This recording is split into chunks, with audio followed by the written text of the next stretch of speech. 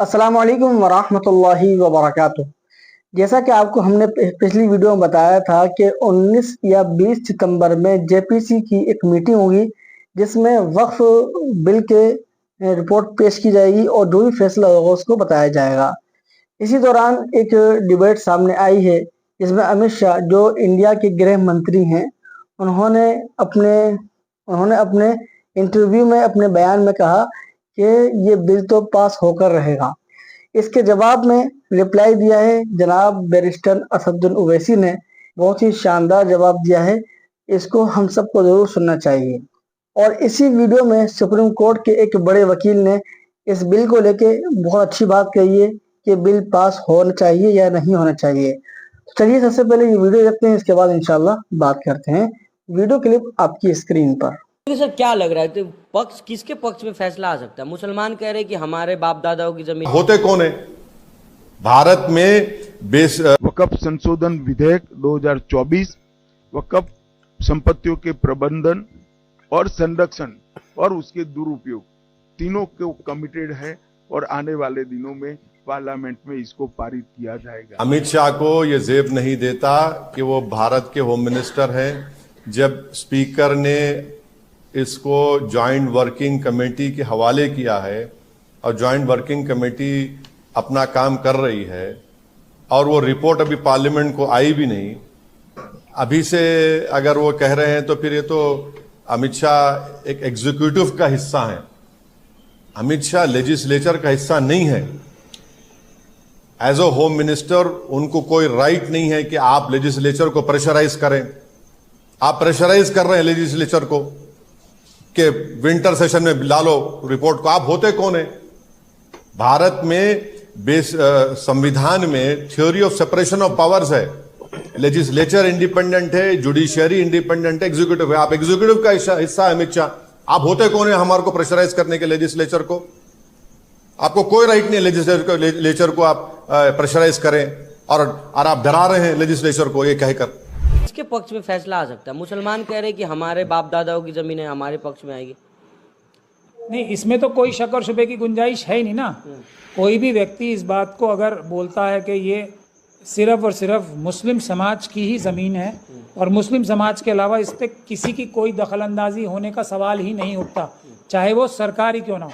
सरकार की दखलंदाजी जो कानून बने हैं सिर्फ और सिर्फ इसलिए होती है कि वक्फ की जो प्रॉपर्टीज़ हैं उसमें कोई धांधली ना हो और जो वक्फ के अधिकारी हैं, वक्फ जो एक्चुअली मुतवल्ली होता है उसको इनडायरेक्टली ये ताकत हो कि वो किसी भी डिपार्टमेंट में वक्फ बोर्ड के लोग जाके कोई भी डॉक्यूमेंट हासिल कर सकें, किसी भी डिपार्टमेंट को, डीएम को और डिपार्टमेंट वालों को कोई डायरेक्शन दे सकें कि भाई ये काम तुम करके हमें दो।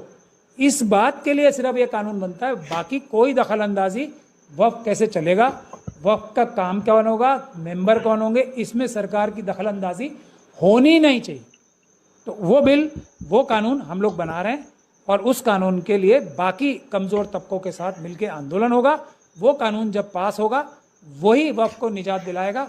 बाकी सब तो लूटने वाले भी तो हमारे सभी लोग हैं, हमारी बड़ी बड़ी तंजीमों के लोग सब।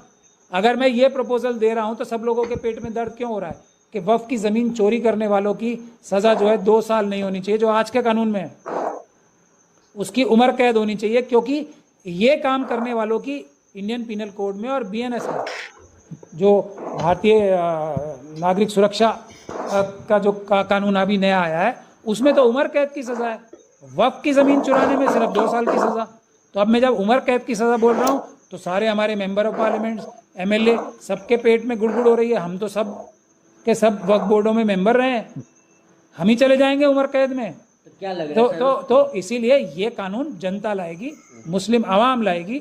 आवाम को ही ये कानून पास कराना पड़ेगा और उसका रास्ता सिर्फ और सिर्फ एक है, किसी गलत फहमी में ना रहें, पीसफुल प्रोटेस्ट करके सरकारों को ये बाध्य करना पड़ेगा कि आपको ये कानून पास करना है। सर आप जैसे कह रहे हैं कि जो बेईमानी करे उम्र कैद की सजा होनी चाहिए, तो क्या लग रहा है मुस्लिमों के सफ में ही लोग बैठे हुए गद्दार क्या, कि जो तैयार नहीं हो रहे हैं? तो सबसे बड़ा गद्दार का शब्द भी कहाँ से आता है? अपने में से ही तो कोई गद्दारी कर सकता है। जो खुला दुश्मन है वो गद्दारी नहीं करता ना, वो तो दुश्मनी करता है। गद्दार तो अपने में से ही होता है। तो वक्फ का जो सबसे बड़ा नुकसान किया है वो अपनों ने ही तो किया है। वक्फ बोर्ड के मेंबर्स होते कौन है? मेंबर ऑफ पार्लियामेंट मेंबर होते हैं, एमएलएज मेंबर होते हैं, जो वकील जो बार काउंसिल के मेंबर जीत के जाते हैं वो होते हैं, मुतवल्ली हैं वो जीत। तो आपने देखा कि अमित शाह ने ये बात कही है कि ये बिल तो पास होकर ही रहेगा। इसके रिप्लाई में कितना शानदार जवाब दिया जनाब बैरिस्टर असदुद्दीन ओवैसी साहब ने, और इसके बाद एक वकील साहब ने इस बिल के मुतालिक बात की है। आप तमाम हजरात से दुआ की दरख्वास्त है, जेपीसी की मीटिंग चल रही है और इसका फैसला बहुत जल्द आने वाला है। इंशाअल्लाह हम आपको इस चैनल पर जो भी कोई नई रिपोर्ट आएगी, कोई नई अपडेट आएगी, इंशाअल्लाह हम इसको आपको आगाह करेंगे। मिलते हैं किसी नई अपडेट के साथ। अस्सलाम वालेकुम वरहमतुल्लाहि वबरकातुहू।